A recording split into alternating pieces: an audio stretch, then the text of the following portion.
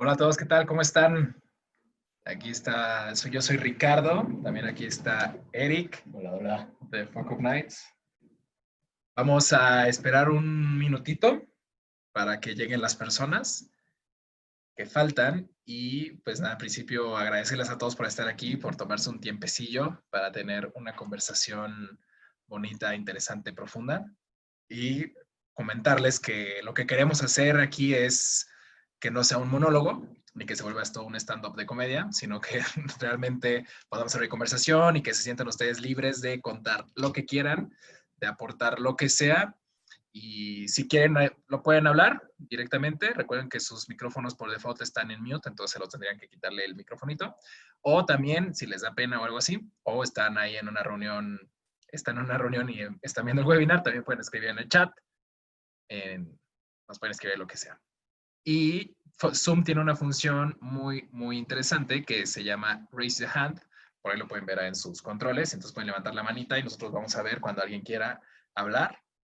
Y con eso también nos podemos dar la palabra, lo podemos hacer de manera más estructurada. Y nada, pues generar aquí un espacio chido, bonito, de respeto, de confianza. Y aquí con nosotros se conecta el galanazo de Mallorca, Yannick Quick, que también es parte de... Hola, gracias por la intro con mi job title, el galanazo de Mallorca de Fuck Up Nights. ¿Y qué hacemos? ¿Empezamos ya? ¿Esperamos unos minutos si se suman? Como ustedes me digan. Da un minutito o dos. Un minutito, sí. Va, súper bien. Pues primero de todo, gracias a ustedes por la puntualidad. Y como dijo Ricardo, la idea es que estemos platicando, tengamos una conversación y que no sea un monólogo. Entonces siéntase con total libertad de interrumpir, de poner su cámara, de quitarla, de quitar el mute, de comentar una experiencia. Y de todos modos, también al final de la sesión, pues abriremos un espacio para abrir la discusión y compartir experiencias que hayamos tenido.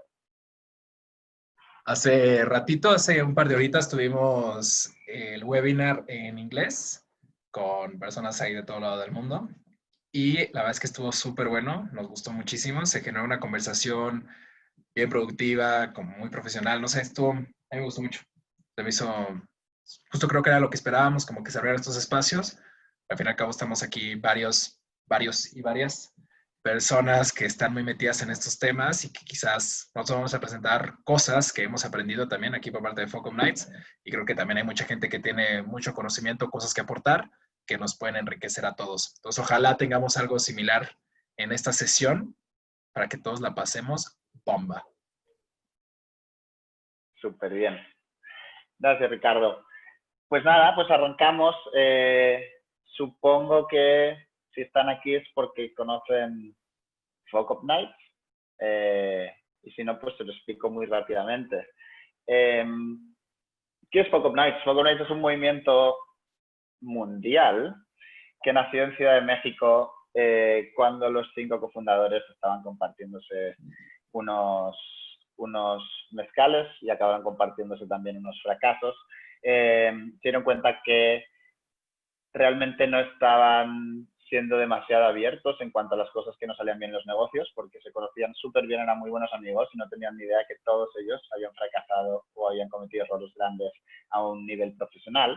Y decidieron organizar un evento donde 3 o 4 oradores se subieron al escenario a contar esas historias que tienen un poquito menos de glamour, que normalmente no se cuentan. Y a la gente le gustó y comenzó a replicarse en Ciudad de México y después a nivel nacional y después a nivel internacional, hasta el día de hoy que llegamos a 300 ciudades en 90 países de todo el mundo. Y parte de lo bonito que ha sucedido en este crecimiento es que no solo se quedó en esta serie de capítulos abiertos al público, donde tenemos perfiles diferentes asistiendo y tomando cervezas, pasándose increíble.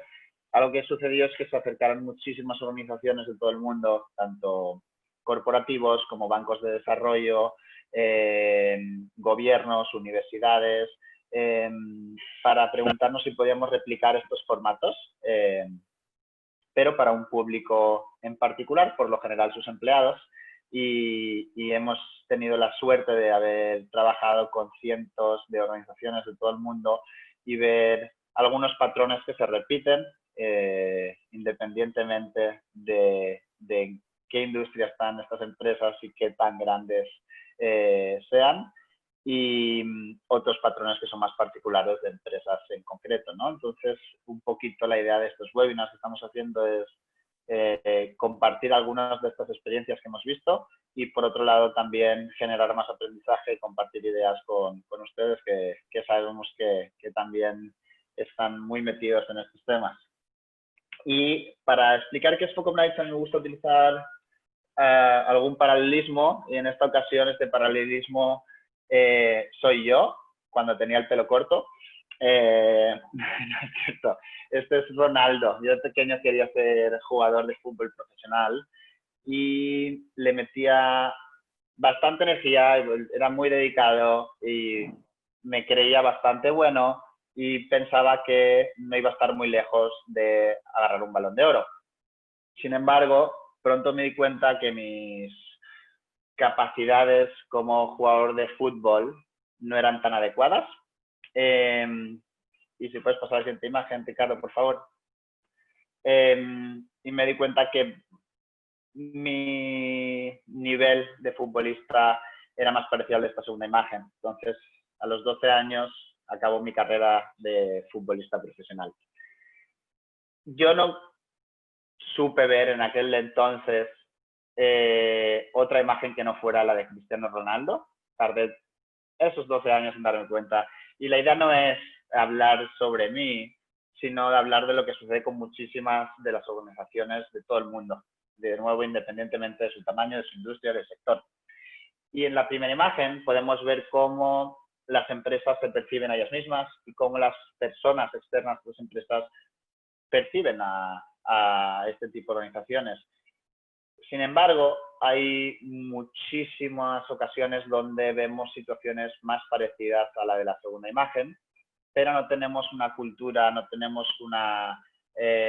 no se nos facilita hablar de las cosas que salieron mal. Lo que tendemos a hacer es agarrar estas historias que no van tan alineadas con nuestros objetivos, con nuestros KPIs, meterlas en el cajón, intentar pasarlas por alto. Y justo esto nos lleva un poquito a hablar de lo que vamos a hablar hoy. Si puedes dar la siguiente imagen, por favor. Es muy común que tengamos miedo de admitir nuestros errores. Y quería preguntarles a ustedes, ¿les ha pasado alguna vez en un entorno profesional, en su trabajo, que hayan tenido miedo o dificultad para compartir algo con su equipo que le hayan hecho mal, que no les haya funcionado? Sí, varias veces. Muchas gracias. Del mismo modo. Y esto nos lleva a otro tema, que es cuando... Siguiente slide, por favor, Ricardo.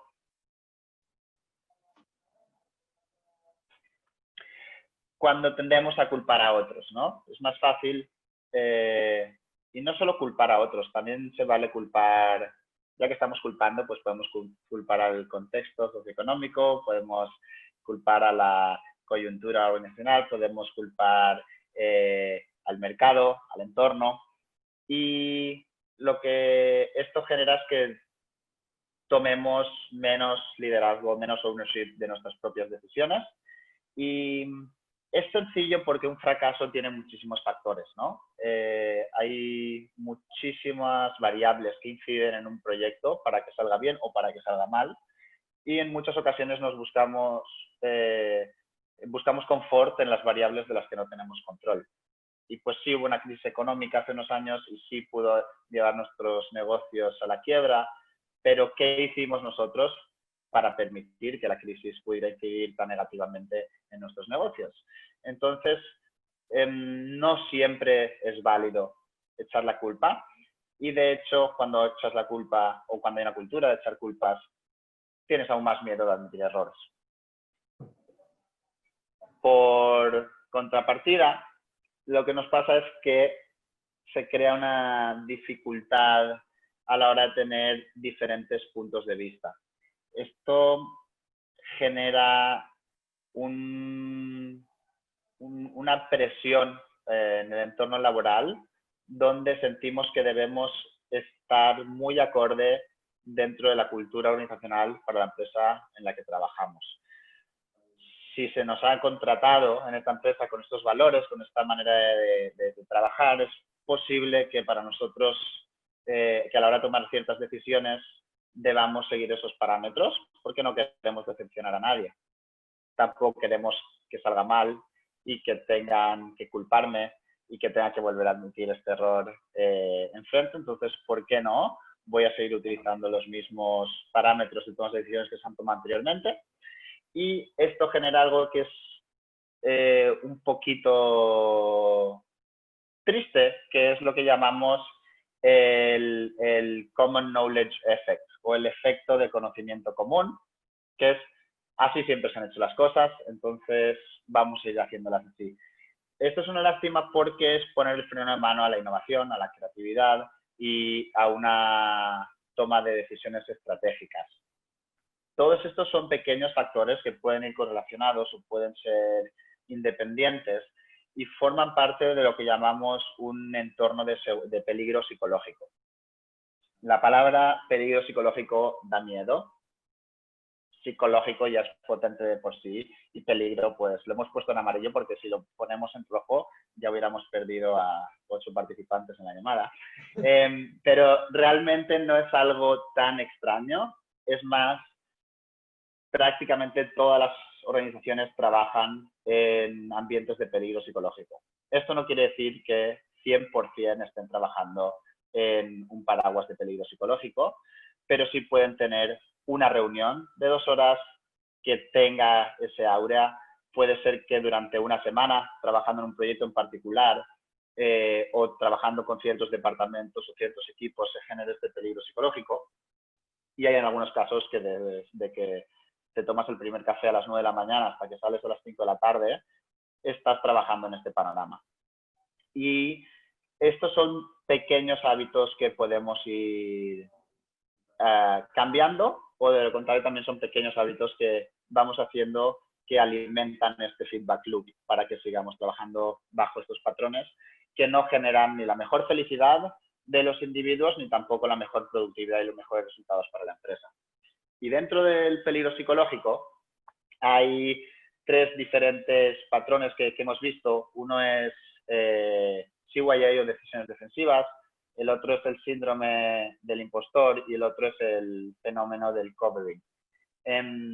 Y no sé si ustedes están familiarizados con el término CYA o decisiones defensivas. ¿Alguno de ustedes conoce qué significa? Pues CYA es un acrónimo para Cover Your Ass. Por eso hemos cubierto al burrito. Y Cover Your Ass es básicamente tomar decisiones que te protejan. Por eso lo llamamos también decisiones defensivas. Y CYA no nos lo hemos inventado nosotros, de hecho también está en el diccionario de Oxford. Y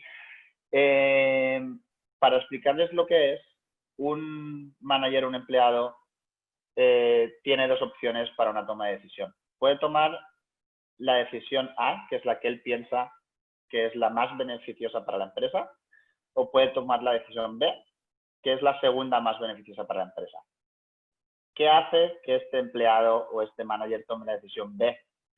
Pues que si sale mal, esta decisión no va a estar en el spot, no va a tener las miradas ni va a tener la culpabilidad. Básicamente se está protegiendo porque así se han hecho las cosas, como hemos visto en la slide de antes. Sin embargo, si hubiera tomado la decisión A, probablemente era mucho más beneficiosa para la empresa, pero si salía mal, él estaba actuando de una manera diferente, que rompe un poquito con los paradigmas y con los hábitos de las empresas, por lo que su responsabilidad tendría mayor peso. Y entre 2 y 5 decisiones de un manager promedio, de las 10 decisiones más importantes que toma en un año son defensivas. Esto quiere decir que estamos teniendo costes de oportunidad súper elevados, cuando alguien de hecho sí está pensando en el mayor beneficio posible para la empresa, pero no actuando como tal por miedo a las repercusiones que pueda tener sobre su individuo como persona. También es un tema, el cover your ass, cuando tú te quieres asegurar de que si algo sale mal, todo el mundo sabe que has seguido el proceso que toca. Entonces, hay un reflejo muy característico, que es que muchas personas tienden a poner en copia en ciertos correos a más compañeros de la cuenta para que todo el mundo sepa que estoy trabajando en esta iniciativa. También a tener más meetings y más llamadas con más personas involucradas y a sacar screenshots de gráficas de cosas que dijiste en un correo por si algo sale mal, que tú digas, mira, todo lo que hice, entonces a mí no me miren. Esto hace que esta energía, esta productividad la estés destinando en algo que no es realmente beneficioso ni para la empresa, ni para la cultura, ni para ti, ni para el proyecto en particular.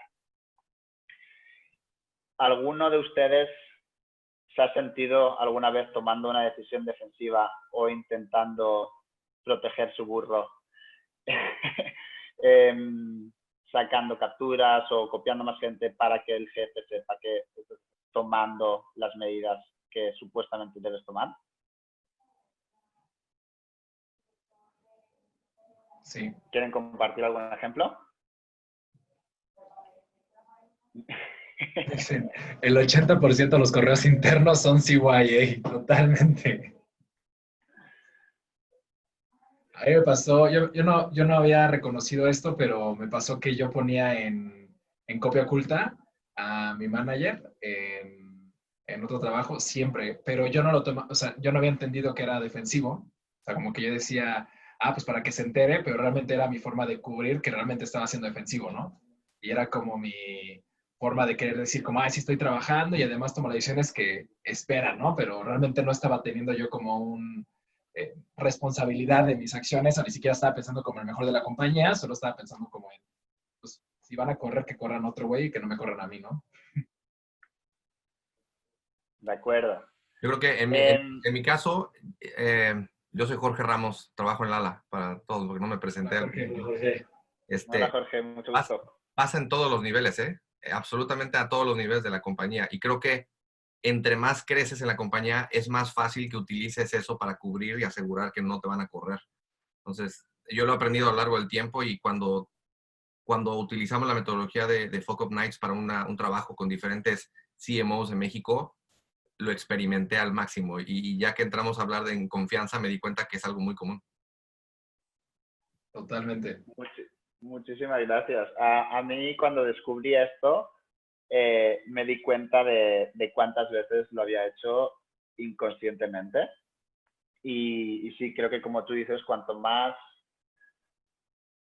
relevancia tiene el caso, cuanto más experiencia tienes o cuanto más alto es tu puesto, pues la bola de nieve es más grande y casi como que te fuerzas más a intentar hacer que encajas y que estás haciendo el proceso como debe.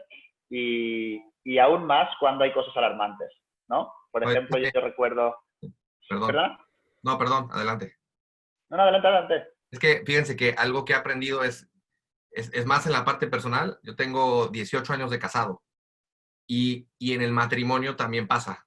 Entonces, de verdad, o sea, pasa. Lo que les diría es que lo que he aprendido es que a mí en mi caso, esta relación de mi matrimonio que ha sido, pues, que es lo más exitoso que he tenido en mi vida, me ha ayudado a no tener esa actitud de cover your ass, porque en un matrimonio es muy fácil que también lo hagas.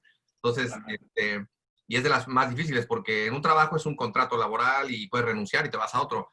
En un matrimonio también lo puedes hacer, pero tiene más implicaciones emocionales que en un trabajo.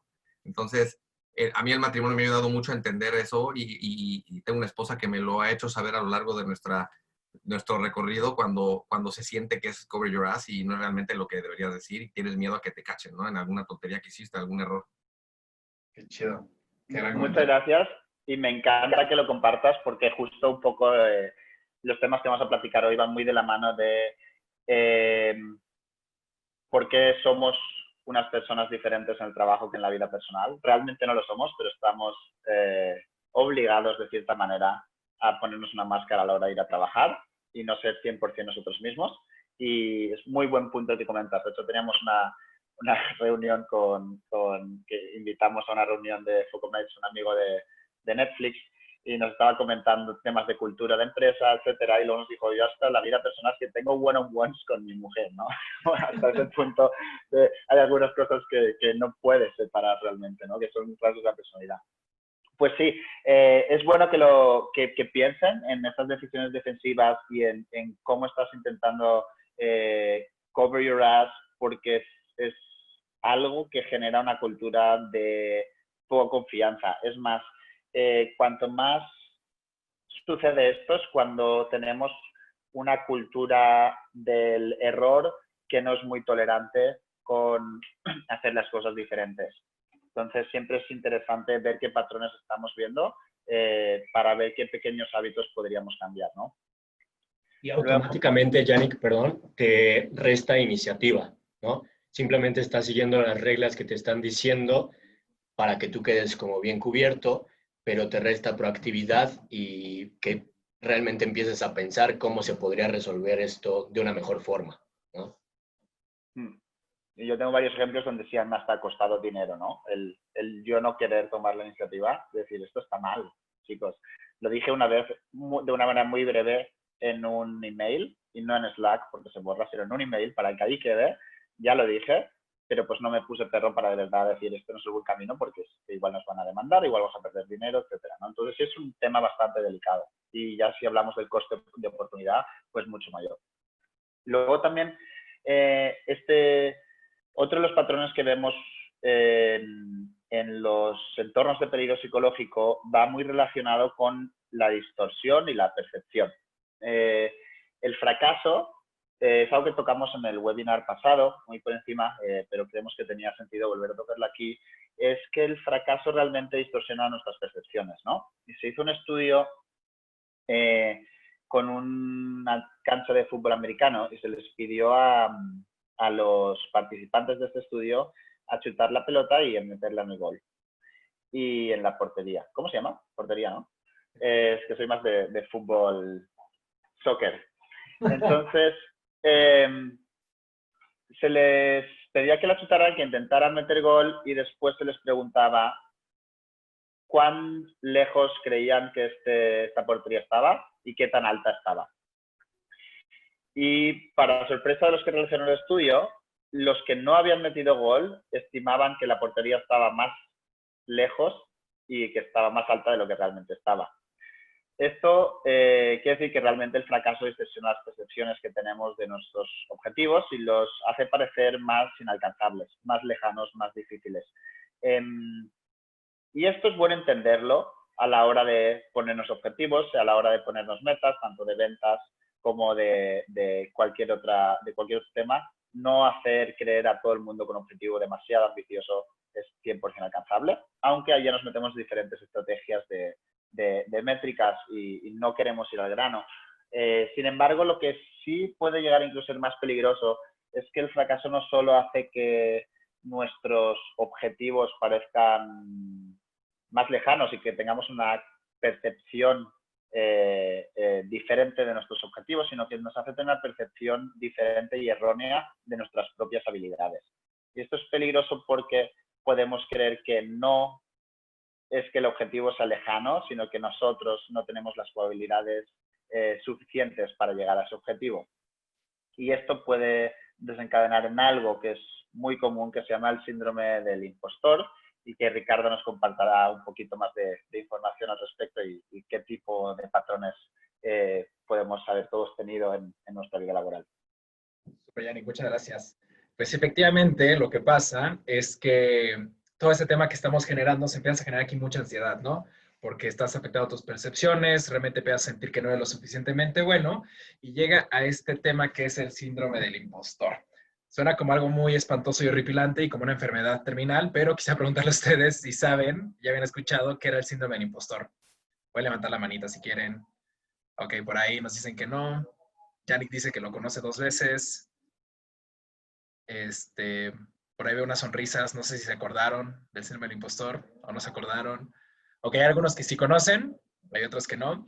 Para que estemos todos en el mismo entendimiento, el síndrome del impostor es básicamente esta creencia de que todo lo que has conseguido en tu vida, todos los logros y objetivos y mayores resultados han sido o por suerte o por coincidencia o por chiripa o que realmente no te los mereces. Entonces empiezas a cuestionarte mucho si realmente tú eres lo suficientemente bueno para tener lo que tienes, ¿no?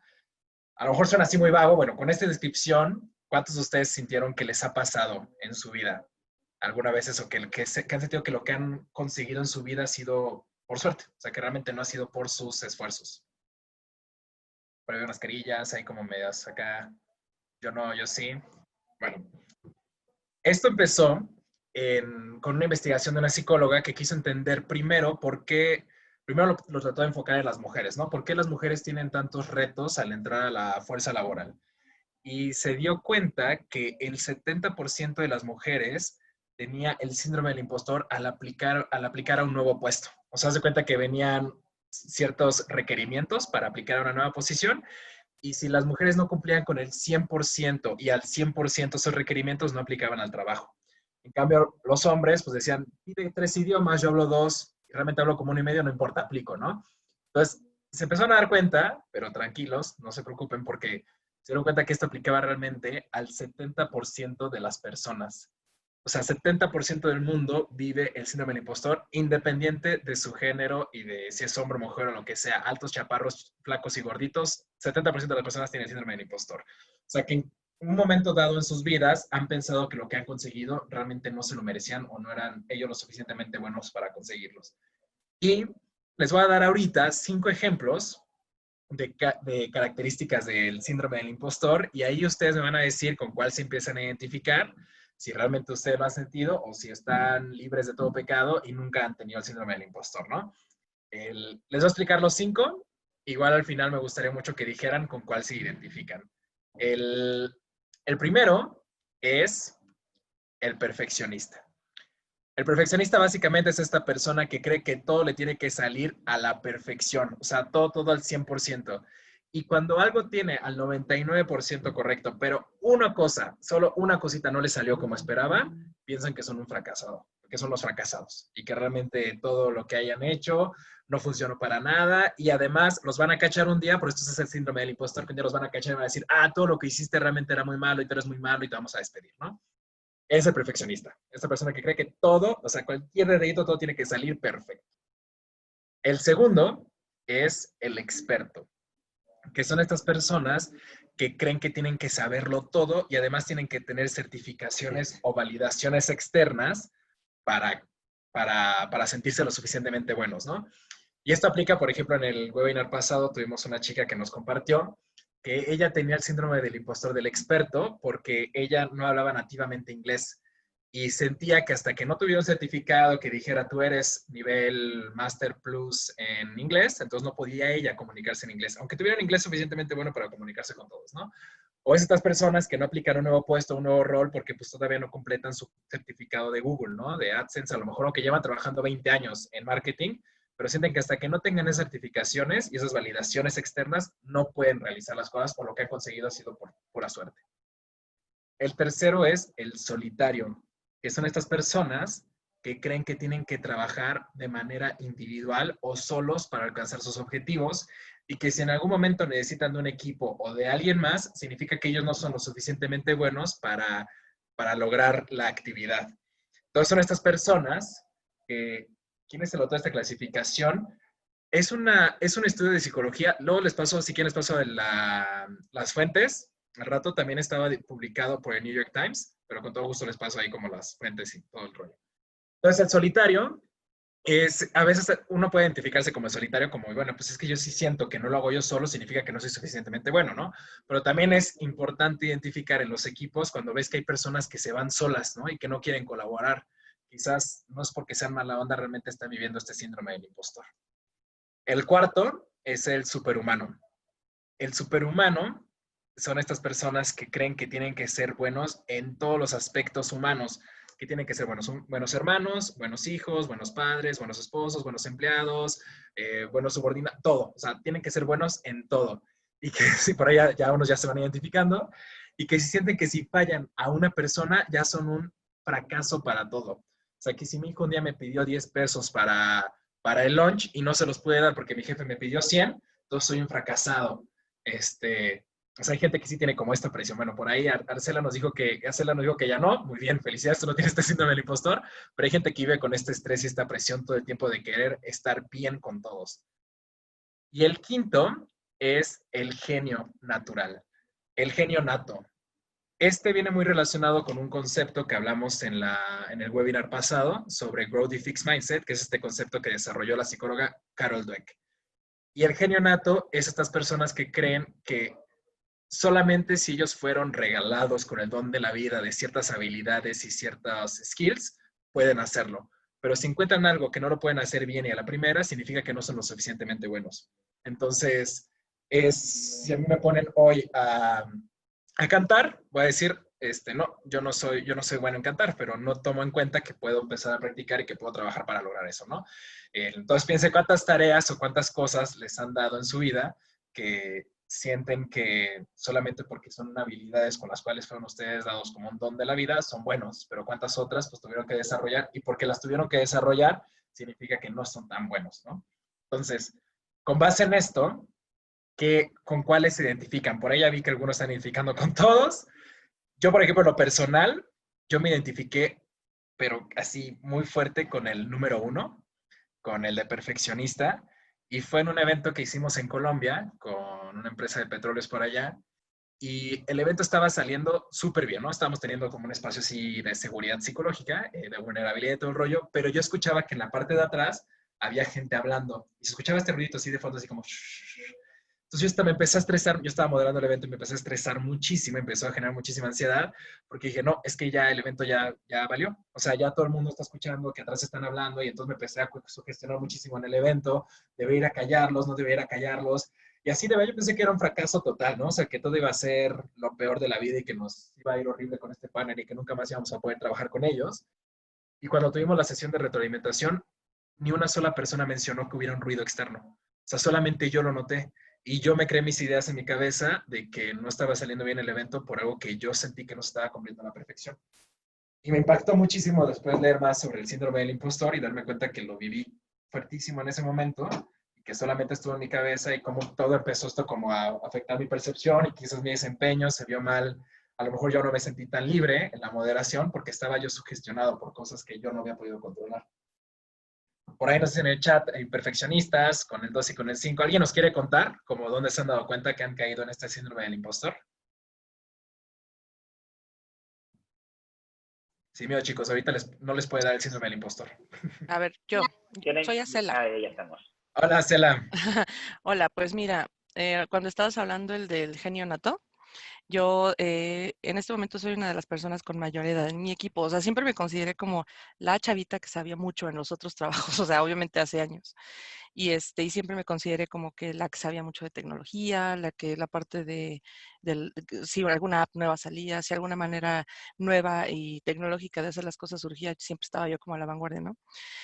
Y de repente, pues no, ya no era yo la niña de veintitantos años, chica en el equipo, sino de repente ya soy ya sabes, la señora de 41 que tiene espíritu de chavita y sigue creyendo que está chava haciendo las cosas, pero cuando de repente sale algo nuevo, como más en términos de programación o cosas ya, obviamente mucho más avanzadas, es como, no, es imposible que no las entienda a la primera, o sea, siempre he sido yo la que le sabe, la genio del equipo en términos como principalmente de tecnología, ¿no? Como que eso siempre ha sido lo que más me gusta. Y de repente, incluso mi propia hija ya me dice cosas que digo, ya no le entiendo. O sea, de verdad ya soy la ruca que se quedó atrasada. O sea, la que yo criticaba así como de, señora, siéntese, usted no le entiende esas cosas. Y de repente ya soy yo una de esas, ¿no? Entonces, sí, creo que eso sí me afecta mucho, el de repente darme cuenta que como que me estás rebasando todo lo que llega nuevo y ya no me siento tan genio como siempre. Entonces me empiezo a poner mal y de repente digo, me refugio en lo que sí sé hacer. como para... Y sí, obviamente sí me gusta aprender y busco la manera de hacerlo y soy súper aferrada de hasta que no me salga, no me quito de aquí, pero de repente tengo que liberar un poco y darme cuenta que hay cosas que sí salen, ¿no? Ya de lo que puedo hacer fácilmente, pero me cuesta mucho trabajo. Gracias, Cela. Qué gran ejemplo. Se Fíjate, pasa oye, muy cañón. Mucho, muy cañón. Muchas gracias. yo ¿Qué les, dijiste, Juanjo? les platico un poco de mi experiencia personal, rápido, ¿eh? No prometo no aburrirlos, pero yo creo que todos somos consecuencia de dónde venimos, ¿no? Siempre con mis cuates hablo de, siempre tienes que tomar en cuenta cuál fue tu contexto anterior, cómo ha sido tu vida, porque de ahí vienes y eso te va formando y te va moldeando, ¿no? Pero tienes que estar consciente que no puedes cambiar tu historia está ahí y eres quien eres por la historia. Entonces, en mi caso, yo vengo de una familia una familia muy tradicional, yo soy de Cuernavaca, Morelos, provinciano en ese entonces, con una hermana mayor, dos padres casados, que duraron casados más de 35 años, y en mi familia, mi hermana era la del desmadre, ¿no? Mi hermana era la antrera, la que se iba con los cuates, la que reprobaba, la que se peleaba con mis papás, la que no hacía las cosas que les decían. Entonces, eso empezó yo más chico que ella, 2 años más chico que ella, pues yo iba aprendiendo y de alguna forma yo creo que eso me fue haciendo como el bueno, ¿no? De la familia, el que hacía las tareas, el que se enfocaba, el que no era parrandero, no iba antrero, etcétera, etcétera, ¿no? Entonces, este ejemplo de mi hermana, lo que fue provocando en el tiempo es que yo fuera jugando ese rol del perfecto. Y eso te acompaña, ¿eh? O sea, se te empieza a meter tanto que uno empiezas hasta a disfrutarlo, ¿no? A mí nunca me regañan, ¿no? A mí los reyes siempre llegan a tiempo y me da lo que quiero, y Santa Claus y los cumpleaños. Pero a lo largo del tiempo, conforme creces y te sales de tu casa, en mi caso me salí, te das cuenta que eres consecuencia también. O sea, algo traes tú, obviamente, pero también eres consecuencia de eso. Y pasado el tiempo, platiqué con mi hermana de lo que fuimos viviendo juntos, ahora que ya estamos grandes los dos. Bueno, no tan grandes, pero sí algo grandes. Y así, platicando de eso, decía, es que fíjate cómo tú te fuiste formando conforme yo también y viceversa. Y cómo nos formamos con patrones de comportamiento que en el caso mío, el tema de perfeccionista se fue sembrando en mí. Mi hermana es la mala, entonces yo soy el bueno, ¿no? Porque eso es lo primero, blanco, negro, malo, bueno, que no, realmente no es así. Y el perfeccionismo se empieza a volver un tema importante porque si vieran mis calificaciones de la primaria, yo me gradué con 10, no 9, 5, 9, 8, 10. Y tuve beca toda la primaria. Y cuando fui creciendo, en la prepa entré al TEC de Monterrey en Cuernavaca y ahí me descuajaringué todo, ¿no? O sea, yo entré a la prepa, saqué 8, falté a la escuela y empecé como a descubrir que la perfección no era lo que yo buscaba ni lo que debería buscar. Pero también el tema del perfeccionismo, yo lo fui aprendiendo que muchas veces se me fue insertando conforme pasaba mi vida de hijo bueno y fue rudo cuando me enfrenté a la realidad y a lo que realmente quería, pues decir, oye, pues puedes sacar un 5 y no pasa nada, y puedes hacer esto y no pasa nada. Entonces, batallar con eso es algo que requiere mucha conciencia, ¿no? De que no está mal salirte de la raya, ¿no? No está mal que estás dibujando y no está mal tener un cuaderno sin márgenes, ¿no? Sin numeración, sin todos estos elementos que son símbolos que de chiquito se te van metiendo y de grande te libera un poco, ¿no? Entonces, esa fue mi experiencia y creo que generé esa conciencia después y he logrado con mi hermana platicar de esto y es muy interesante cómo lo vivió ella, ¿no? Porque ella también decía, bueno, pues entre más perfecto eras tú, más mal era yo. Entonces decidí ir por el otro lado también, ¿no? Como rebeldía. Pero bueno, Exacto. hay que estar conscientes de eso y que pues nadie es perfecto al final de cuentas, ¿no? Muchas gracias por compartir. Súper Muy buen interesante. ejemplo, gracias. Sí. Sí, y aquí lo que pasa es que si quieres me pueden seguir compartiendo por el chat también como sus experiencias, pero empezamos a tener todo este síndrome del impostor y lo que nos genera es que nos queremos empezar a poner máscaras, porque queremos empezar a ocultar lo que realmente estamos viviendo, ¿no? O sea, por ejemplo, tú, Jorge, como perfeccionista, pues te ocultabas esta máscara que cuando algo no te salía bien, pues no lo demostrabas, ¿no? Para que seguir teniendo como este síndrome de que nadie me vaya a cachar que realmente yo también me equivoco, ¿no? O como nos contaba Cela, bueno, yo no voy a contar de que me está costando mucho trabajo este nuevo proceso de los chavitos millennials, porque pues entonces se van a dar cuenta que yo ya no estoy aprendiendo las cosas, ¿no? O sea, como que uno empieza a poner estas máscaras. Y en un estudio que hizo Deloitte hace un par de añitos, con base en un concepto que desarrolló Kenji Yoshino, que salió de una teoría de un psicólogo que se llama Erving Hoffman, es que el 61% de las personas, aquí un pequeño fuck up, se nos fue la traducción, pero el 61% de las personas tiende a hacer covering en su trabajo. ¿Ustedes han escuchado el concepto de covering? Por ahí unos nos, unos sís. El covering básicamente es el que empiezas a... Cuando no estás siendo auténtico y empiezas a tapar ciertas de tus características o las empiezas a deformar con tal de pertenecer a un grupo de mayor impacto social, ¿no? O sea, por ejemplo, yo en mi trabajo, quizás yo no me voy a vestir de shorts porque si me visto de shorts la gente va a pensar que soy menos comprometido, que me vale gorro la cultura laboral, ¿no? O, por ejemplo, personas que cuando hablan inglés tienen un acento y prefieren no hablar inglés o forzar ese acento para que no se den cuenta que quizás son foráneos. O, por ejemplo, pasa mucho con las mamás que prefieren no decir que son mamás o que tienen hijos en el trabajo porque eso van a pensar que realmente le importa más la casa y no les importa el trabajo y entonces ya no la van a promover, ¿no? O que ya no va a tener el tiempo necesario para disponer del trabajo. O las personas que a lo mejor no pueden llevar a su pareja gay a la cena del trabajo porque pues eso va a significar que no están como con los valores de la empresa. O sea, como que todas estas acciones que empezamos a realizar para cubrir nuestra personalidad, nuestra verdadera persona, con tal de querer encajar en estos grupos, ¿no?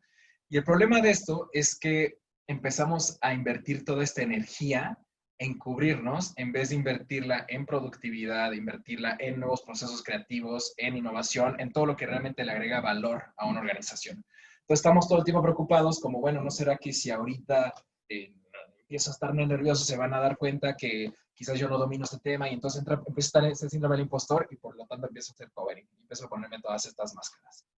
Y lo que buscamos mucho, como en estos, o sea, lo que realmente refleja mucho un espacio de peligro psicológico, es que la gente cada vez es menos auténtica y cada vez son menos ellos mismos. Y esto es todo así relación con lo que estamos haciendo antes, ¿no? O sea, la gente ya no acepta los errores, no quiere compartir nuevas ideas, entonces mejor tomo acciones defensivas, me cubro mi burrito, hago mi cover your ass, empiezo a afectar toda mi percepción, empieza a entrar todo este síndrome del impostor, un chorro de ansiedad empieza a generarse y al final pues no podemos liberarnos de quienes realmente somos, ¿no? Y de quienes realmente nos dan esta productividad, estos espacios de seguridad psicológica.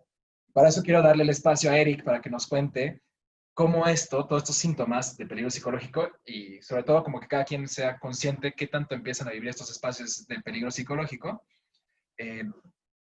Perdón, ahí dicen cuál es la relación entre la personalidad y la aceptación de los errores.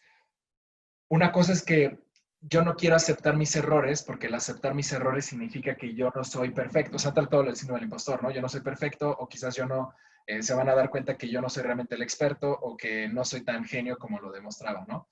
Entonces, estas como características de mi personalidad las empiezo a ocultar con tal de que la gente no se dé cuenta que yo también tengo errores. Y ahorita quizás tenga más relación con los que va a platicar Eric de los espacios de seguridad psicológica. Muchas gracias, Ricardo. Como dice, estos fueron algunos síntomas de lo que sucede y cómo se siente vivir en un espacio tóxico o de peligro en el trabajo, ¿no? Hoy lo que les queremos también contar un poquito es algo que Google investigó en el 2012 y lo denominó seguridad psicológica. Ustedes saben que Google es rockstar para analizar datos y buscar información. Entonces han investigado todo tipo de comportamientos y behaviors para detonar cuáles son las claves que hacen que sus empleados tengan mejor rendimiento, mejor productividad. Y han investigado de todo, desde qué tanto afecta que comas con tus compañeros de trabajo, cosas chistosas, hasta cosas como mucho más relevantes, como el micromanagement, cómo afecta al desarrollo profesional, ¿no? Entonces, en el 2012 iniciaron un proyecto, se llamó Aristóteles, y pues tenía el objetivo de buscar cuáles son las claves y detonadores para equipos de alto rendimiento, ¿no? Empezaron a buscar demasiadas cosas realmente, si afectaba que los equipos se llevaran bien fuera de la oficina, si que el líder directo impusiera el orden en la junta era relevante, si que fueran extraños después, o sea, empezaron a analizar varios datos y para una empresa que busca información, lo único más caótico de no encontrar una pauta es encontrar varias con diferentes direcciones, ¿no? Seleccionaron algunos equipos que eran high performance y vieron que no tenían características similares. Por ejemplo, estaba el grupo A, en el que todos eran personas inteligentes, brillantes, con MBAs, y llegaban a la junta y participaban puntualmente. Nadie interactuaba con ellos, solo decías si tenías algo realmente que aportaban a la reunión. Si te ibas, pues, sí, si te ibas por la tangente, alguien rápidamente te decía como, hey, el objetivo de esta reunión es esto, y perfecto. Y por otro lado, había grupos que igualmente eran high performance, en donde pues todos se llevaban muy bien, todos participaban, se interrumpían, agregaban. ¿Alguien quiere hablar? Bien. Entonces todos se interrumpían, pero realmente había más flexibilidad, no había un líder impositivo, pero también funcionaba muy bien este equipo de trabajo, ¿no? Entonces les empezó a conflictuar que no tuvieran un patrón claro de cuáles eran las claves que detonaban la high performance en los equipos de trabajo. Después de analizar estos 30 grupos diferentes, se dieron cuenta de dos cosas que sí compartían todos los equipos. Una fue, había una participación equitativa en la conversación. En estos dos grupos, equipo A y equipo B, donde uno es un caos y el otro es muy ordenado, todos participaban igualmente. A alguno le tocaba como participar en el equipo A y decía su idea y listo, y después seguía el otro. Y en el de caos todos se complementaban, pero había una participación equitativa de comentarios. Y la característica más importante, la segunda que vieron que compartían, era una sensibilidad social. Esto significa que si yo entro a una reunión con Ricardo, yo podría adivinar que Ricardo está cansado, está triste, no está en su mejor mood o no está inspirado. El equipo A, en esta ocasión, no compartía eso, ¿no? Ellos eran muy profesionales, pero rara vez empezaban a hablar de su vida personal. Entonces no iban a poder adivinar cuando los otros miembros del equipo estaban motivados, estaban cansados o estaban en su mejor momento. Esto es importante porque estas dos características por sí solas no dan un equipo de alto rendimiento, pero cuando las juntas tienes un concepto que es la inteligencia colectiva, ¿no? Cuando todos empiezan a hablar tiempos similares y hay una sensibilidad social alta, tienes a un grupo que se comporta de mejor manera que el resto, porque, y bueno, esto es aquí, la participación equitativa simplemente significa respetar el punto de vista de los demás, ¿no? Y es muy fácil, y la sensibilidad social significa que tú confías y puedes anticipar. Y la inteligencia colectiva empieza a hablar de los ejemplos que decía Ricardo, ¿no? De cuando realmente puedes compartir y puedes ser realmente tú. Entonces, los espacios de seguridad psicológica es un clima laboral donde hay confianza, hay respeto interpersonal y esto facilita a las personas para tomar riesgos y ser auténticos. Y entonces le das la vuelta a todo el peligro psicológico y a equipos tóxicos y empiezas a tener características como realmente puedes admitir tus errores abiertamente porque la gente te respeta, no te va a juzgar y además tú cuando tienes una sensibilidad social empiezas a poder tomar riesgos, ¿no? Empiezas a aprender obviamente de los errores, todos comparten sus ideas y es obligatorio porque todos tienen que estar participando constantemente y hay una mejor toma de decisión e innovación. Entonces, esto le da la vuelta al loop y empieza a ser un círculo virtuoso realmente donde todos pueden empezar a compartir, ¿no?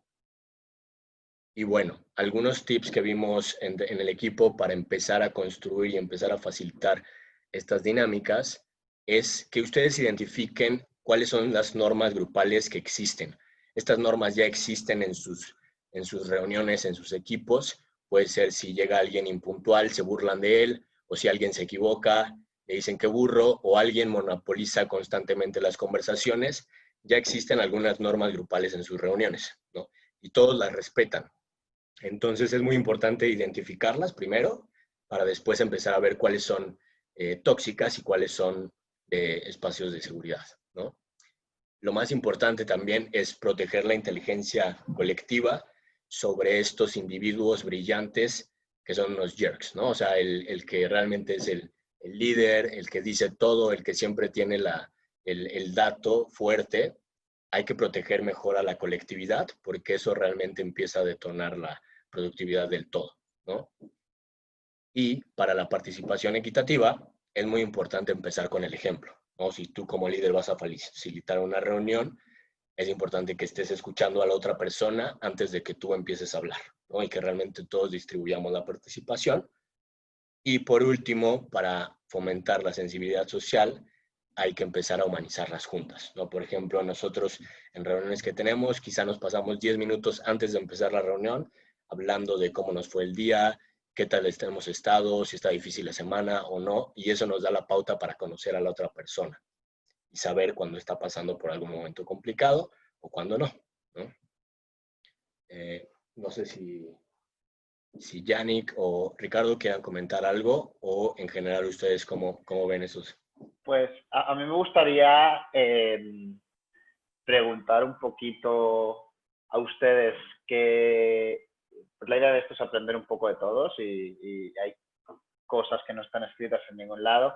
Entonces, ¿qué pequeños rituales o qué hábitos intentan realizar con su equipo para favorar un espacio de seguridad, un espacio cómodo que genere compañerismo y generación de ideas y bienestar en general en el trabajo? Yo tengo algo que compartir, pero he hablado mucho, ¿no hay problema? No hay problema, no se te acabaron los puntos. Ok. Bueno, miren, esto es apasionante para mí. Es lo que me gusta de mi trabajo y de lo que hago. Entonces, yo actualmente encabezo a la compañía Lala en Estados Unidos. Estoy basado en Dallas. Y se los digo porque he aprendido que el ser humano es el mismo en cualquier lugar del mundo. Podremos tener diferencias de nacionalidades y todos estos temas que hay, ya se imaginarán acá, ¿no? De estar como mexicano, encabezando una marca mexicana en un país como Estados Unidos, tiene sus desafíos políticos, gubernamentales, legislativos, etc. Pero he aprendido que el ser humano es el mismo y lo que lo motiva y sus drivers son muy similares en todas las culturas. Y viendo cómo pusieron los puntos en la presentación, como estuve platicando, yo lo que he hecho y lo que he aprendido a lo largo del tiempo y lo confirmo ahora que estoy acá, porque tengo acá 6 meses trabajando, es que el principio fundamental que yo creo que opera en esto es tratar a la gente como seres humanos. No importa quién seas, en qué lugar de la organización estés, a todos los seres humanos, y ahí decía sensibilidad social, ¿no? Si no me equivoco en el último. Humanizar las juntas. Es un concepto muy complicado, ¿no? Dependiendo de la experiencia que tengas, si eres joven, si eres más grande como yo, o si eres la cabeza de toda una compañía o la cabeza de un equipo. Pero lo que yo he aprendido es, el ser humano, para conectar con cualquier cosa, una compañía, una causa, una idea, lo que sea, así como yo conecté con Focus Nights hace tiempo, al ser humano le gusta que lo escuchen y que lo valoren. Y eso aplica hasta al matrimonio también, ¿no? Porque yo he aprendido también mucho de ahí. Pero es todo el mundo, sin importar la experiencia, la sofisticación, de dónde vengas, cuánto ganas, etcétera. A todos nos gusta que nos escuchen, a todos nos gusta que nos valoren y a todos nos gusta tener que en un grupo tú puedas decir lo que piensas y ser tú mismo. Y a mí esa es la clave del éxito de desarrollar equipos, ¿no? Si empiezas por ahí, las otras que tienen ahí van a ir sucediendo. Y esto yo lo aprendí hay un libro que leí hace tiempo que se llama The Power of Vulnerability y que el autor es Barry Kaplan, y se los puedo compartir después por mensaje, pero generalmente lo que a mí me enseñaron en la escuela es tienes que ser el líder, tienes que ser el que da las respuestas y el que dice las cosas y el que sabe más que todos. Y esta teoría es al revés, tienes que aprender a ser un ser humano en donde estés, pero además tienes que saber decir no sé. Y tienes que saber que como líder siempre va a haber alguien que sabe algo que tú no sabes. Siempre, ¿no? Es muy común que pase. Y yo lo experimenté con buenos líderes y malos líderes, ¿no? Tuve jefes a los que consideré que me ayudaron a enseñar aprendiendo lo negativo y otros que me ayudaron a aprender lo positivo, ¿no? De un líder. Pero una de las cosas que yo he experimentado tienes que saber decir, no sé lo que está pasando o no sé cómo actuar aquí. ¿Quién sabe? ¿Quién puede ayudarme a entenderlo? Y el empezar por ahí y el setear muy bien juntas, pláticas, etcétera, pueden aportar y decir lo que piensan, nadie los va a juzgar. y empezar con, como es un hábito que tienes que generar, consistencia, ¿no? Si dices que vas a dejar hablar a la gente, déjala hablar. Y si dices que los vas a escuchar, escúchalos. Y si dices que vas a hacer eso, que se vuelva un hábito. Pero también tú decir, yo no sé, explíquenme, o yo no sé, ayúdenme, o quién tiene una mejor idea, o cómo les parece, cómo empezamos a atacar este problema. Yo he aprendido que en cualquier nación, en cualquier cultura, eso es muy efectivo. Y es lo más humano que puedes hacer. Lo que viene después es cómo dar dirección ante una decisión, cómo desafiar a alguien para que dé más. Pero si empiezas por ahí, es un principio básico que ahora confirmo estando en Dallas, que tienes que saber que a todos les gusta, por muy sangrones, presumidos, humildes, a todos les gusta aportar, a todos les gusta que los escuches y los valores. Y para mí ese punto es de los que más he aprendido, sin importar el nivel, sin importar la compañía, el tamaño, el lugar, y eso a mí me ha ayudado muchísimo, ¿no? A lo largo de mi carrera y en donde estoy ahorita, en donde he estado en los últimos años. Les mando después por el chat del libro. A mí me pareció fascinante la forma en la que explican cómo ser un líder vulnerable, porque es lo más complicado de lograr. Cuando eres jefe y cuando eres líder te gusta decir, este cuate sabe todo y órale, y nunca se equivoca. ¿Y cuál? Te equivocas, yo creo que más que nunca, ¿no? En lo que nunca te vas a equivocar es en dejar que la gente participe. Eso jamás te vas a equivocar. De acuerdo, ahí lo puso Yannick en el chat, ahí para que chequen el libro. Perfecto. Está muy bueno, muchas gracias por la recomendación, Jorge. A mí se me hace muy, muy, muy loco porque o sea, Google, ¿no? Esta superempresa que todo lo tiene, o sea, nos conoce mejor que a nosotros mismos, ¿no? Y sacó todos estos grupos y realmente se dio cuenta que las mismas 3 características que compartiste ahorita, Jorge, son las características de ser humano, es las características de un espacio de seguridad psicológica, ¿no? La confianza, el respeto y la autenticidad. O sea, si no hay confianza y no hay respeto, la gente no puede ser auténtica. Y como parece ser algo tan fácil y tan sencillo que podríamos lograr todos, y sin embargo, tenemos un chorro de actividades defensivas que nos empiezan a alejar cada vez más de estos espacios más humanos, ¿no? Se nos olvida realmente que somos personas. Yannick lo comentaba hace rato, pasamos más tiempo en el trabajo que a veces en nuestras casas o con nuestra familia, ¿no? Y aquí entra mucho el covering. O sea, nos ponemos una máscara y entramos al trabajo y somos súper agresivos y les mentamos la madre a todos y empezamos a gritar y empezamos a tomar estas acciones defensivas y luego nos tenemos que poner otra máscara para llegar a la casa y me empiezo a pelear con mi pareja y me pongo otra máscara porque tengo que hacer la tarea con mis hijos y me pongo otra, o sea, está cañón, ¿no? O sea, como cada vez somos menos humanos, ¿no? Somos como cada vez más robotizados y ponemos todas estas barreras que no nos permiten esta autenticidad y fluir, ¿no? en nuestros espacios colaborativos. ¿Alguien más tiene hablando algo? Justo Eric quiere decir que hablando de vulnerabilidad, me hace mucha gracia que así hemos cerrado el loop del webinar en inglés que hemos tenido hace un rato y que justo es algo imprescindible, ¿no? Para generar un buen equipo necesitas conexión y confianza. La conexión y confianza parte de primero la empatía y la empatía se genera solo si te muestras vulnerable a la otra persona.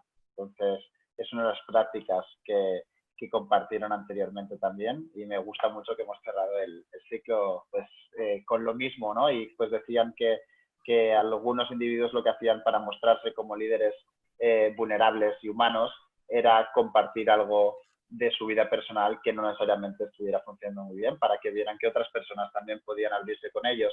Entonces tú como manager puedes saber que esa persona no está pasando por el mejor momento de su vida porque su padre está enfermo o porque está teniendo problemas de pareja o está en una etapa de divorcio o tiene algo con los hijos.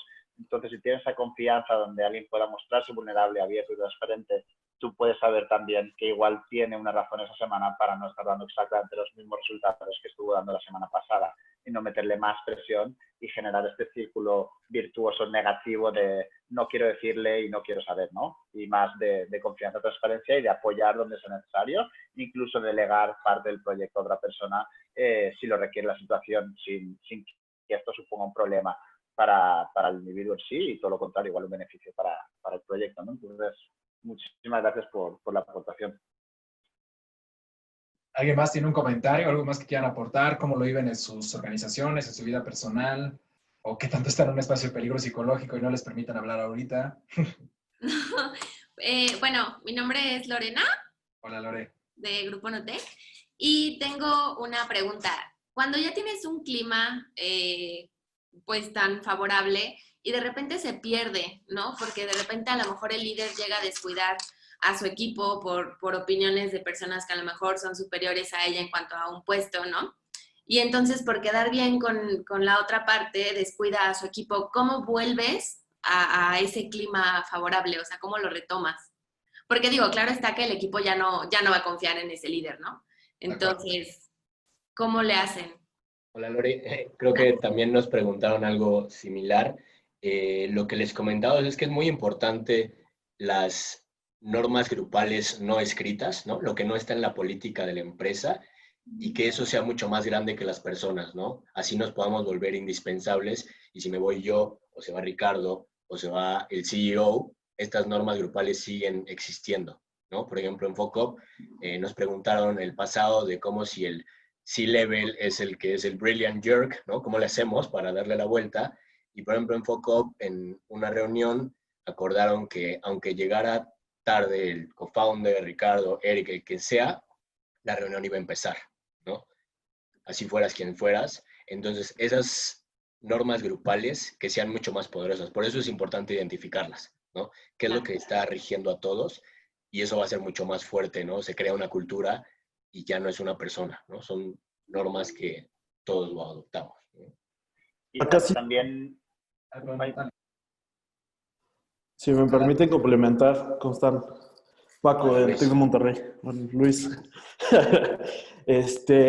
A mí me ha tocado vivirla en equipos de alto rendimiento en ambos casos, de puro acá NBA y todo como a lo que va, muy formada onda.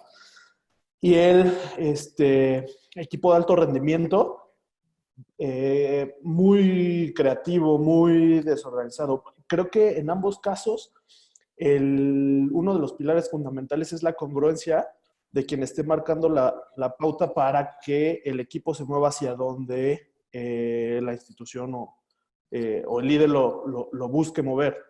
Entonces, en cuanto a lo que comentaban de cómo regresar, a mí lo que me tocó vivir fue que realmente me ha tocado liderar y en algún momento específico con un líder que tuve, pues, se determinaron ciertas reglas, si era de repente pesado convivir con 2, 3 genius jerks, pero tú ya sabías que era el mood y que aún y llegar a alguien con un puesto superior iba a tener el respaldo y 2 o 3 veces hubo broncas fuertes porque llegaron gentes de mayor jerarquía, pero el líder buscó cuidar la congruencia que tenía con el equipo hacia afuera.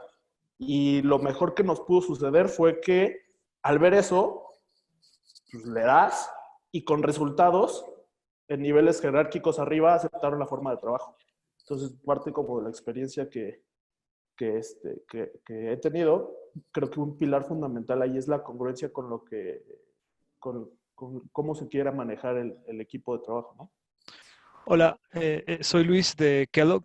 Yo quisiera agregar algo y llevarlo un poco a un elemento mucho más básico y fundamental. Y es, si tú percibes cambios en el ambiente, levanta la mano y di algo. Si no levantas la mano y dices algo, nada va a cambiar. Yo te aseguro que si tú lo percibiste, va a haber alguien más dentro del equipo de trabajo que también lo está percibiendo. Y si te quedas callada, cambios no van a suceder. La primera parte para que eso vuelva al status quo positivo que tenían antes es levantar la mano y decir algo no está bien. Totalmente. Hay un concepto que me encanta mucho y ya me parezco así yo pastor de este concepto, pero se llama Radical Candor. Te lo recomiendo mucho, también es un libro de Kim Scott y básicamente es cómo decir las cosas de manera directa, pero también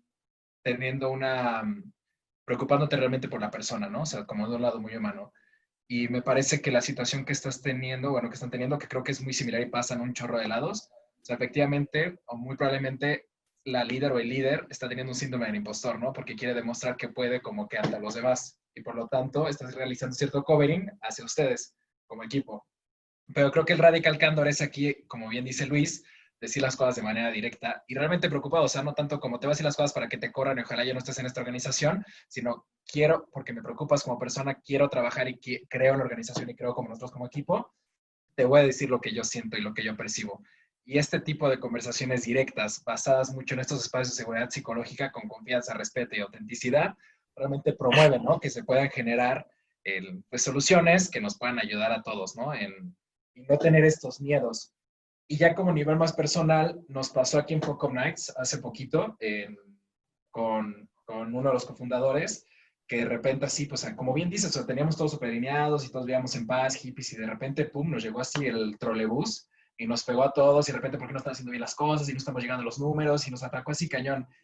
Y después, en un retiro que tuvimos, la clave, creo yo, para solucionar esto fue que él aceptó su fracaso, o sea, aceptó su foco, aceptó que la estaba cagando, que no estaba siendo vulnerable. Y creo que el momento en que él se volvió vulnerable, al contarnos eso, se libraron un chorro de tensiones. O sea, porque fue como él reconoció que la forma en la cual estaba acercándose a ciertos problemas no era la mejor.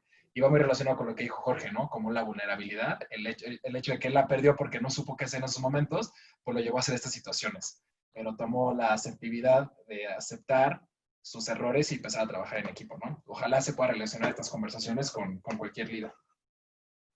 Okay. Muchas gracias. A ti, Lore. Muchas gracias. Y a todos por participar. No sé si alguien se quedó con ganas de compartir algo. Y también, pues lo que hemos dicho antes, si alguno de ustedes pues quisiera tener alguna conversación de nosotros de algo puntual, nosotros estamos más que encantados de compartir ideas, compartir opiniones y continuar aprendiendo y de ayudarnos unos a otros. Y también si tienen algún tema en particular que les gustaría que tocáramos en otro webinar, en otra sesión o en particular en una llamada, pues con mucho gusto nos pueden escribir por acá, decírnoslo ahora y le damos seguimiento.